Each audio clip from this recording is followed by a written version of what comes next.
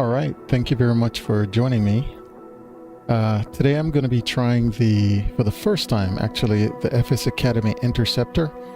And this is on the Microsoft Flight Simulator Marketplace for 2024. This is a training tool. So if you look, actually I'm in the marketplace right now. So if this is at the homepage in the marketplace. So if I scroll down and I select activities, and actually it's the only training one. So if you select training, you'll see the Interceptor, and this is from FS Academy Marketplace. So I would advise you to try it. It's a real good tool. So if you, well, let's correct that. I've tried the previous tools from FS Academy, so I haven't tried this yet, but I know their products are really good for flight training.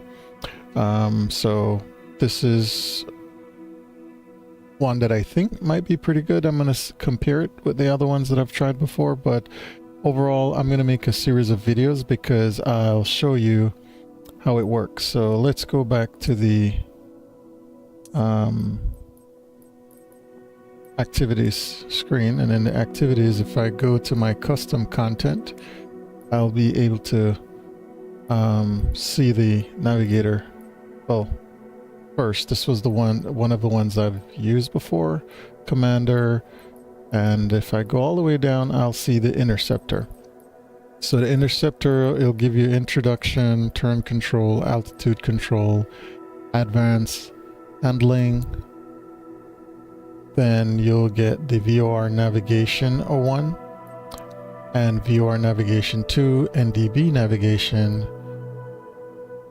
and then you'll see the navigation exercise, and you'll have a partial panel.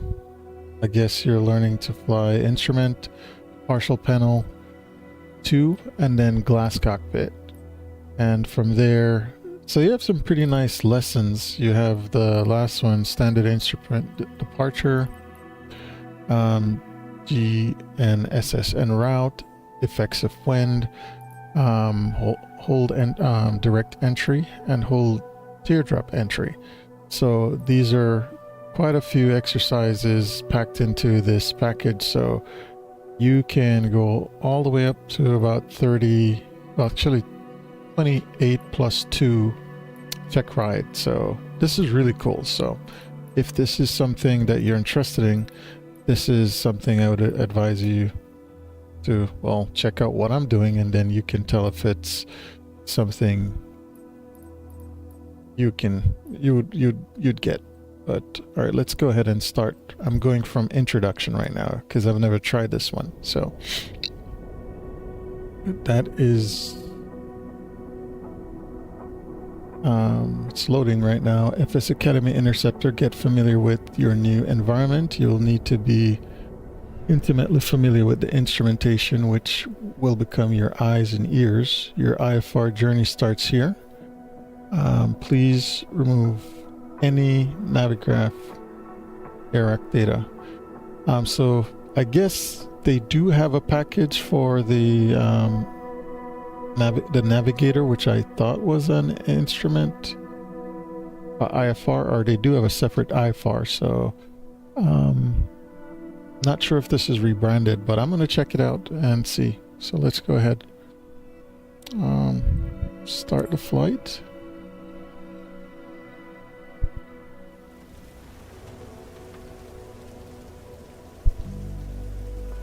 For a minute I was sitting in midair. Raining. So let's click ready to fly.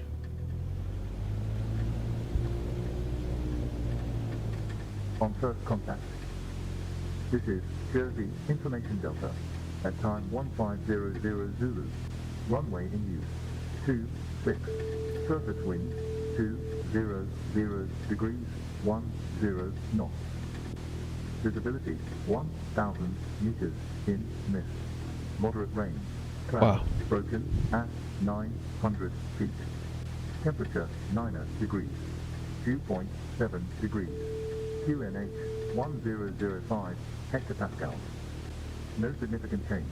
Runway surface is west, west, west. Advise ATC you have copied information, Delta, and advise aircraft type on first contact. It is. As the weather tightens its grip, the clouds grow denser and descend lower, while the rain intensifies, cloaking the landscape in a mist that gradually erases the horizon from view.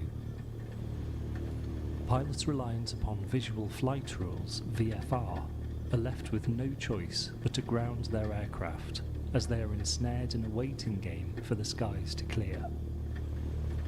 But not us. Armed with an instrument rating, we unlock an opportunity to fly anywhere, day or night, rain or shine. This is FS Academy Interceptor. Above us, the sky is crisscrossed with a vast network of invisible aerial pathways. Okay. Navigating this other world is more than a science, it is an art. For each tutorial, keep the on-screen Mission Steps panel visible, as it provides step-by-step, real-time instructions tailored to guide you through the session. Alright. Our first step is to familiarise you with these critical tools from the viewpoint of an IFR pilot. Front and centre on your instrument panel is the attitude indicator, the AI. This artificial horizon communicates all-important precise pitch and roll angles. We can see that the sky is represented by blue and the ground by brown. Pitch angle marks are shown above and below the horizon line, while bank angle marks are located along the top of the instrument. The first roll marks from the centre represent 10 degrees of bank, then 20, followed by 30 and 60 degrees. Most turns that we will be performing will be at around 17 degrees of bank. Below and to the left of the AI is the turn coordinator. All major turns we make during Instrument Flight Rules IFR procedures will be rate 1 turns. This equates to a heading change of 3 degrees per second. By turning in this way, we would complete a 180 in 1 minute exactly, therefore a 360 in 2 minutes, as is written on the dial face itself. Alright, that sounds... When the aircraft wings on the turn coordinator align with the white marks, we are turning at rate 1. Except for minor corrections, we will always target rate 1 turns. Primary reference to the rate of turn will be achieved through the bank angle indication on the attitude indicator, with the turn coordinator a secondary check. The side slip indicator is located at the bottom of the turn coordinator and shows if we are correctly using gentle pressure on the rudder to supplement our turning, keeping the aircraft in balance. To the right of the AI is the altimeter. I'm doing some checks while he's This talking. instrument senses the outside air pressure. Pressure reduces as we climb, with the altimeter designed to display this pressure as an altitude indication in feet. Air pressure also changes with the weather, so we must keep the altimeter updated with the correct reference pressure in order to achieve an accurate reading. This pressure is reported to us in the Airfield Weather Report as a QNH, which is the air pressure at sea level. He's pretty long-winded. When the correct QNH is set, we will observe our height above sea level on the dial, which is our altitude. Parked on the tarmac here in Jersey, we are above sea level. We therefore see the airfield elevation of 277 feet displayed on the dial. Each hectopascal increment in QNH corresponds to around 30 feet on the altimeter, so a precise setting is essential. Around the world, QNH may also be referred to as the altimeter setting and can be reported in inches of mercury. Below the AI, we find our heading indicator. This may be represented by a simple directional gyro, as seen here, or a more advanced horizontal situation indicator, HSI, as found with more modern avionics. Turning to and maintaining a desired heading is a cornerstone of instrument flight, as achieving the prescribed path over the ground underpins every IFR procedure. Heading and track are two distinct properties. Heading represents the compass direction in which our aircraft's nose is pointed, whereas track is our direction of travel over the ground. Without the presence of wind, heading and track are equivalent, but once wind drift becomes a factor, we must have a clear understanding of each, which will be discussed later in the course.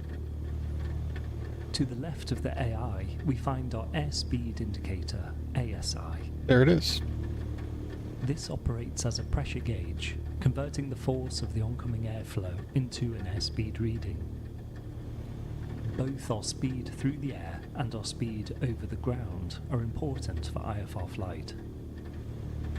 This will come into play later on when we introduce wind effects and start to climb towards the thinner atmosphere found at greater altitudes. Down and to the right of the AI, we find the vertical speed indicator, VSI. This measures the rate of change in air pressure, displayed as a vertical speed in feet per minute. When descending down the approach path towards a runway, we will be mindful of the rate of descent, as this is how we maintain a prescribed glide path. The AI is to be considered as king of instruments. For every manoeuvre we perform, it will be initiated by a change of pitch and roll, which will then be evidenced by the other instruments. Okay.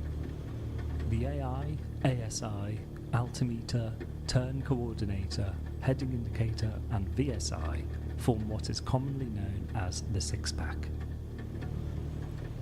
Over to the right of this cockpit, we have our navigation radios and automatic direction finder. A core concept of correctly tuning a radio beacon is to tune, identify and display. We set the frequency of the desired navigation aid, NavAid, into our navigation radio. Then we verify that the intended beacon is being received and is operating. We do this by enabling the ident function and listening to the identifier signal transmitted in Morse code. Once identified, we can begin to use the NavAid by displaying it on our instrumentation. Okay. As an example, we will tune, identify and display the Jersey Non-Directional Beacon, NDB. Use the three tuning knobs on the right side of the cockpit to dial 329 into our automatic direction finder, ADF.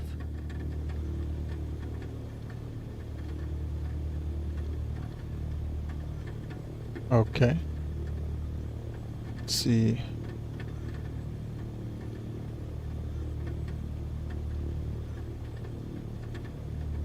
I think he needs to repeat that. The ADF 329.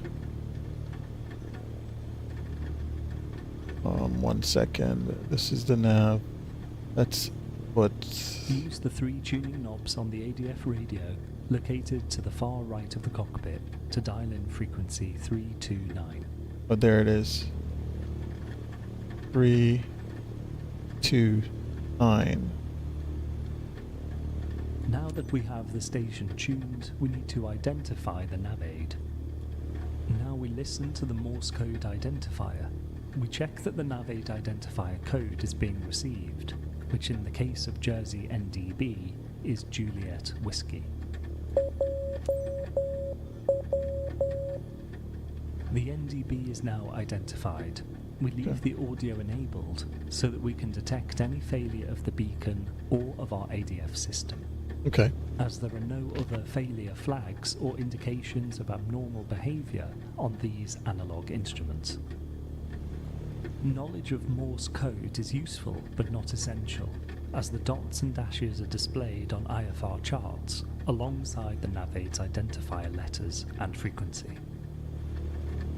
We see that the yellow pointer of the relative bearing indicator, RBI, has aligned itself with the direction to the NDB. This does not relate to the bearing indications that surround the instrument, as this is simply a rotatable compass card. Simply see it as a relative direction compared to the aircraft symbol at the centre of the dial. The needle currently shows the NDB to be at around 15 degrees to the left of the nose. Okay. Turning left to centre the needle and maintaining this position would fly us to the beacon, assuming there is no wind drift to account for. I will now turn off the ADF ident audio. Non-directional means that the beacon transmits a single signal in all directions. Okay. The ADF radio is only used for NDBs. Our stack of radio equipment has the communication radios down the left side and the nav radios on the right, with nav 1 on top and nav 2 below. To tune in a desired nav aid, we use the tuning knobs to dial in the frequency found on our charts. With nav radios, this sets the standby window of the radio. This is what they're which talking can be about. made active by pressing the white swap button. Our nav radios are multi-purpose, These are the swap as we can buttons. tune in a range of different nav aids depending on the task at hand. We will start with the VOR, the very high frequency omnidirectional range. Omnidirectional meaning that in contrast to the non-directional NDB, a VOR radiates a signal for each of the 360 compass bearings, which each bearing known as a radial. For instance, the signal projected on magnetic east aligns with the 090 degree radial, while the signal directed magnetic south is the 180 radial. Gosh, I'm To boring tune you the guys to frequency, death. we use the This tuning is knobs at the base of each nav radio. Use the knobs to dial in the Jersey VOR, frequency 112.2, into the nav 1 standby window. 11.2.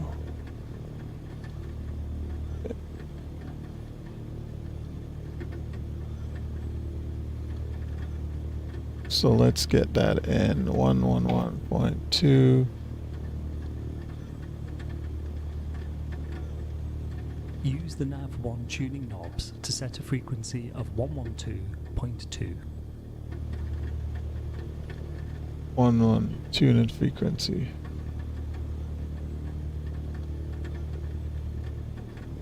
Okay. Wait. In use. You know what? Let's. I think he meant to do it here.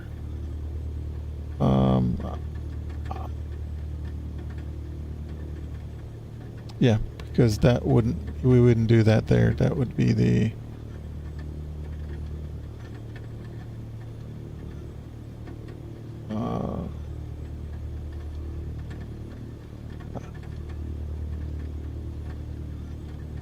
Is that what he wants?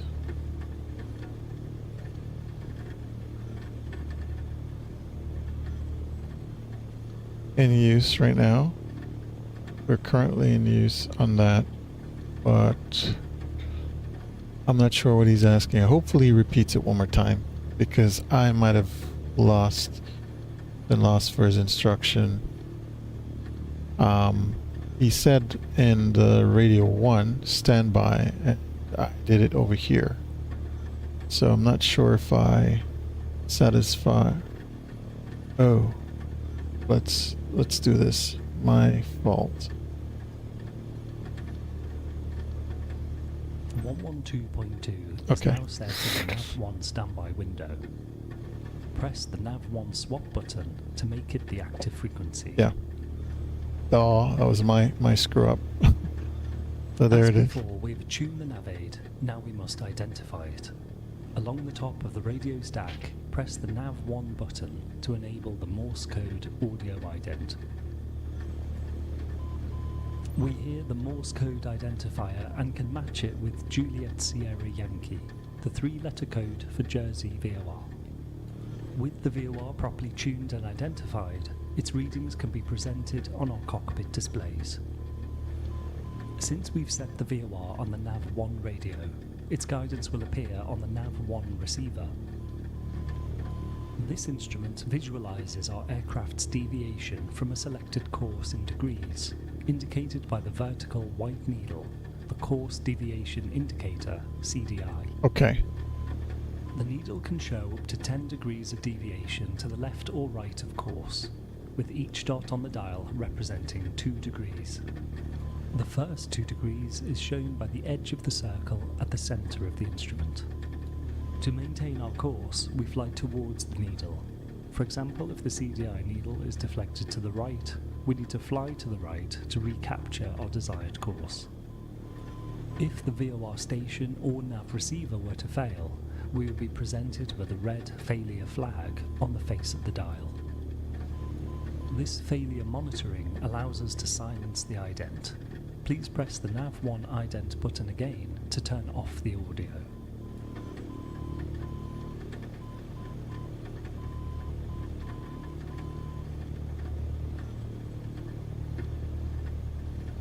Yeah. At the bottom of the nav1 display, we see the OBS knob. OBS stands for Omni Bearing Selector and allows us to define a particular VOR radial that we wish to track, either to or from the beacon. We can also use the OBS to determine our relative bearing from the VOR, our radial, and therefore the direction to fly to reach the beacon. Turn the OBS knob clockwise until the CDI bar centres with a 2 indication, shown by a white triangle pointing upwards. This will be with 080 set at the top of the dial. So 080. Let's see if that is correct. That's... Yep, he's correct. 080. With the CDI centred and 2 displayed, the top of the dial shows the course we would need to fly at this moment to track directly to the VOR. Okay. We see that this would be a course of 080 degrees. Turning to 080 would fly us towards the beacon. Okay. With the needle centred and a 2 indication, the bottom of the dial shows our current radial from the VOR. We read 260 from the bottom of the OBS dial, putting us on the 260 radial. Note that the radial we are on represents a magnetic bearing from the VOR and is unrelated to our heading. We could be flying in any direction, but our radial at that moment and the indication on the CDI remains unchanged. The nav receiver can also act as the display for the Instrument Landing System, ILS. Oh, really? This is a radio-based landing guidance system that projects a signal along the approach path to a runway. 2 radio beams make up the ILS, the localizer and the glide slope. When tuned to an ILS, the CDI represents the localizer, showing our deviation from the centre line. Think of it as a fly towards indication. If the bar starts to deviate to the left, you need to turn left to regain the approach path. This lateral indication is accompanied by vertical descent path guidance, emitted by the glide slope. This is displayed by the horizontal bar of our nav receiver and uses the same fly towards principle. If the bar starts to rise from the centre, we are getting low and need to reduce our rate of descent in order to recapture the correct descent angle, which is usually set at 3 degrees. Combining the localizer and glide slope forms the ILS and is a very precise and reliable landing system. Instrument flying requires focused attention and the prompt identification of any deviations from the intended parameters. Detecting discrepancies and drifting needles early allows for minor and more gradual adjustments, rather than abrupt and significant corrections. He's pretty detailed. This is similar to balancing a pencil on your finger, where subtle and timely movements are more effective than large and erratic ones. Through consistent practice and experience, pilots develop the skill to understand and trust the silent guidance of their instruments. We will start with the basics and concentrate on building a solid foundation. You completed this first tutorial perfectly. Okay, thank We you. will start the next lesson in flight for your first encounter with the elements.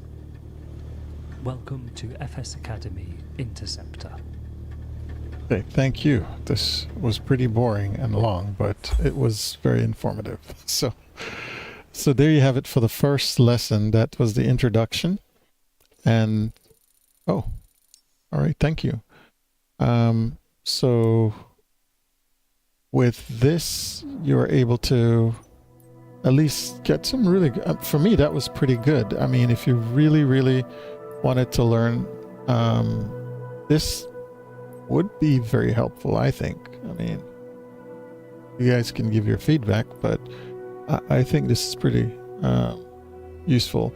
I'm going to go ahead and do the turn control and see how that one. It's a Cessna 152, so it's nothing special, nothing to write home about. So, but it helps.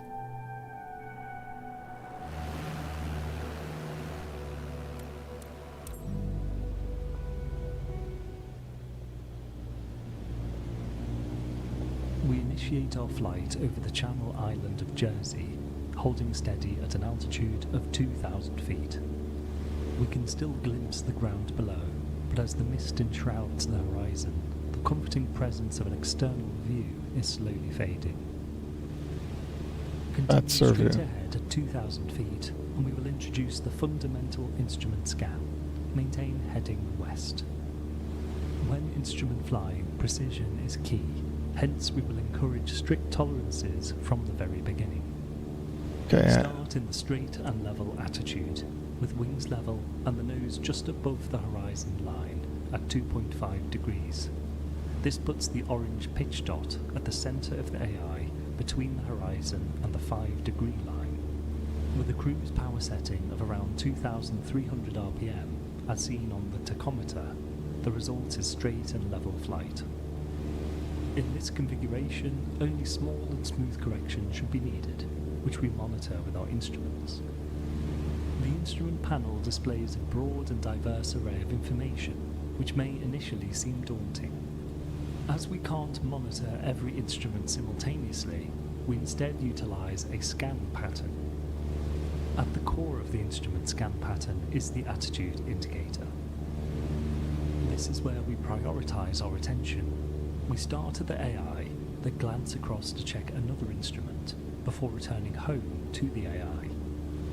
For example, move your gaze downwards from the AI to your heading, before again returning to the attitude. Next comes the airspeed indicator, and once again returning home to the AI, before continuing on to other instruments, like the altimeter. This will be the basis of your straight and level scan technique.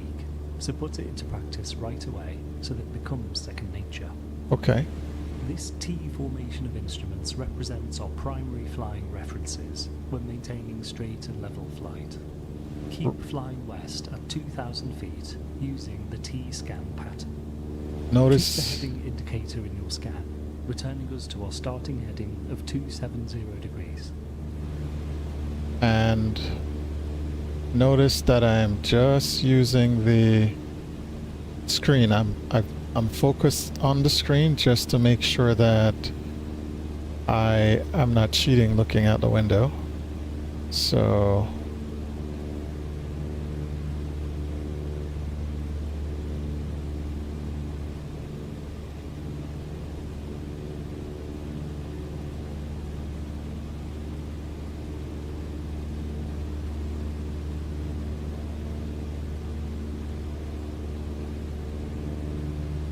I'm maintaining direction heading west 270 and 85 knots at least, and 2,000 feet.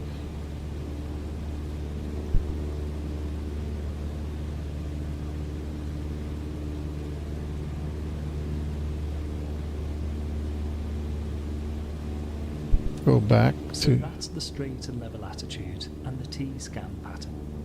When performing a turn, we modify our scan pattern to suit our task. For a turn, we first use the AI to precisely set the desired bank angle.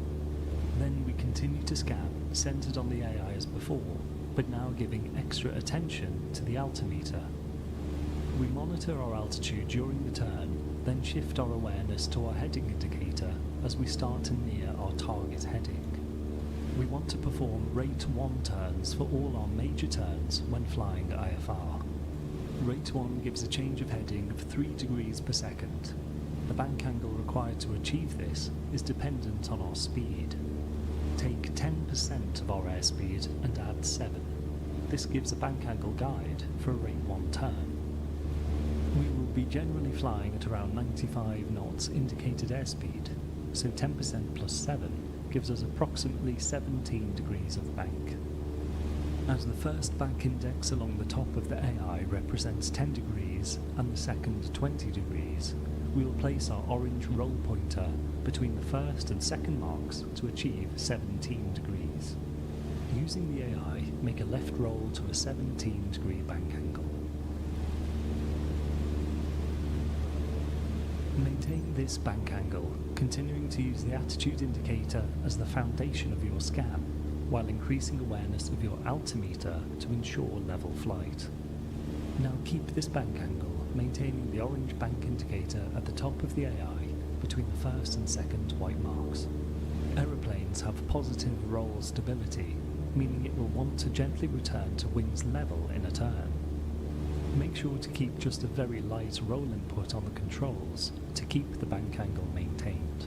Okay. You will also likely need a light nose-up pressure to avoid losing altitude now that we are in a turn.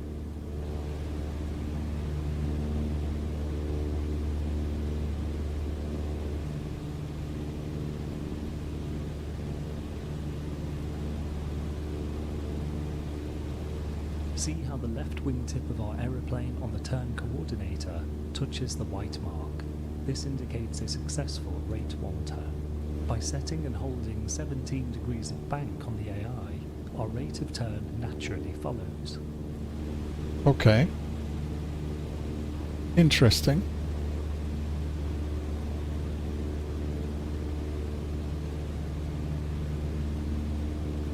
Rollout on heading 270, indicated as west on our directional gyro. Okay, so I'm going to head...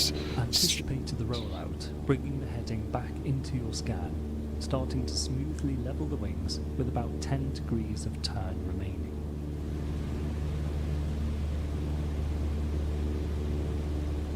So I'm rolling out.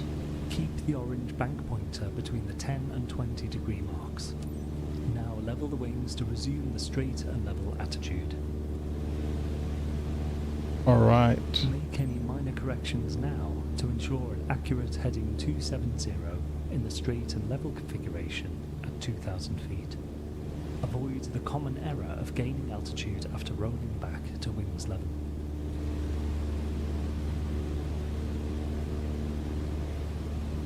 Okay. So maintaining right now. I am climbing a little bit. I might want to back out on some power. Not too much.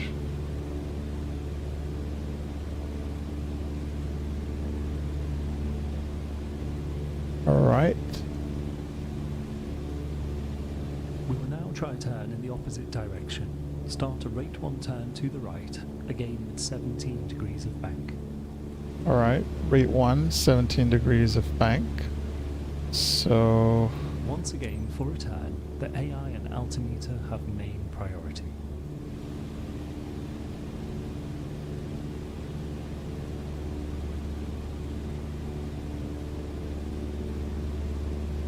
I'm descending. I need to level off at 2,000.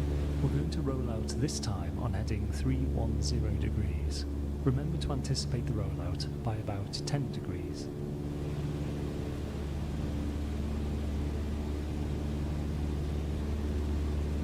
Maintain an accurate 17 degree bank angle. 310 degrees, so we're gonna come around, climb, make sure we got a little power, and trim.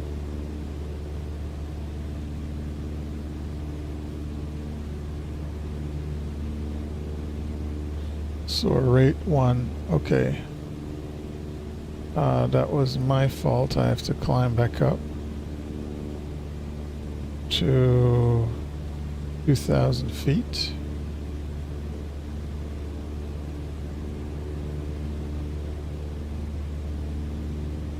Add some power while I'm in the turn. Okay, there we go.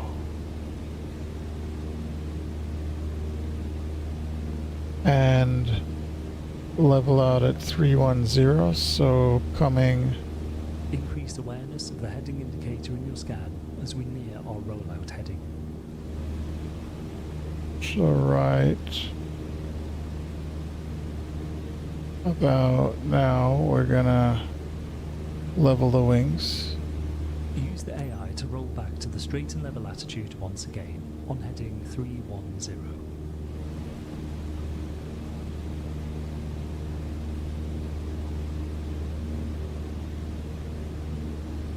Okay, so right about now.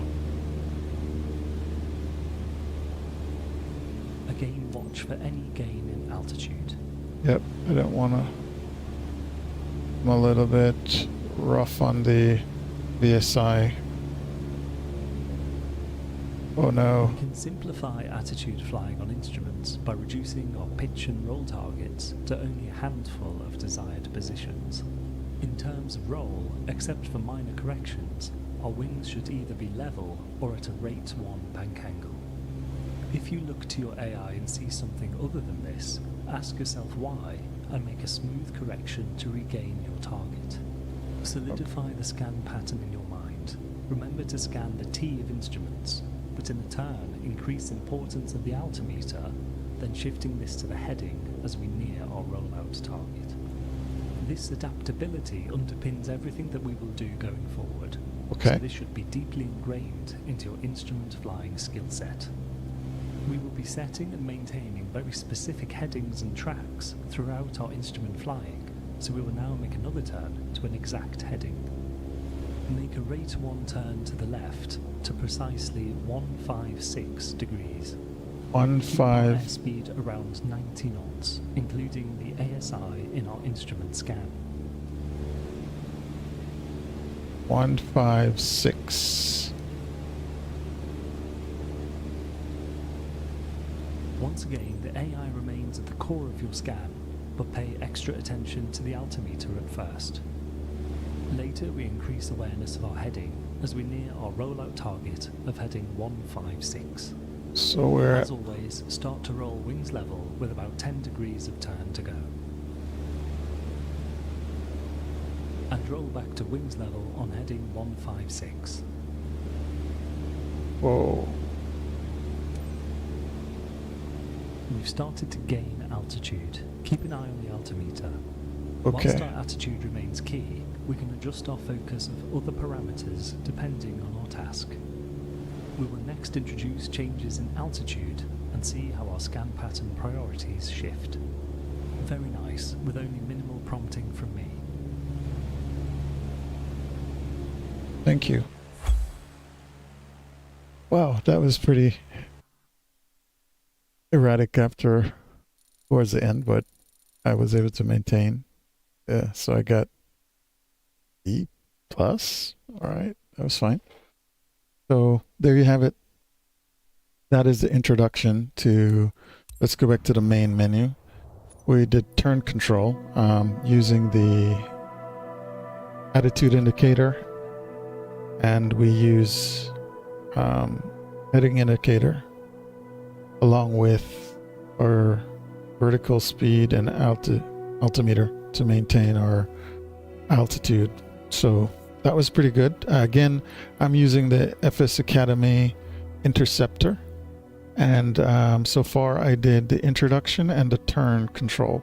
So I'm going to end this live right now because we can continue on with the altitude control and advanced handling later, and then we'll get on.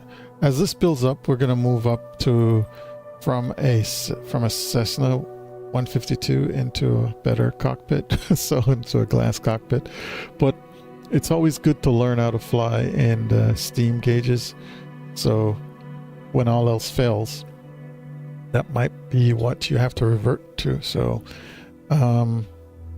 please leave your feedback. And again, I want to thank you very much for taking the time to watch this video. If you're live, much appreciated. If you joined later, thank you again. And also, thanks. And yep, please leave your feedback. And if there's anything you'd like to share about any other flying recommendations, any tools you're using, that would be nice. I mean, that would be really appreciated as well.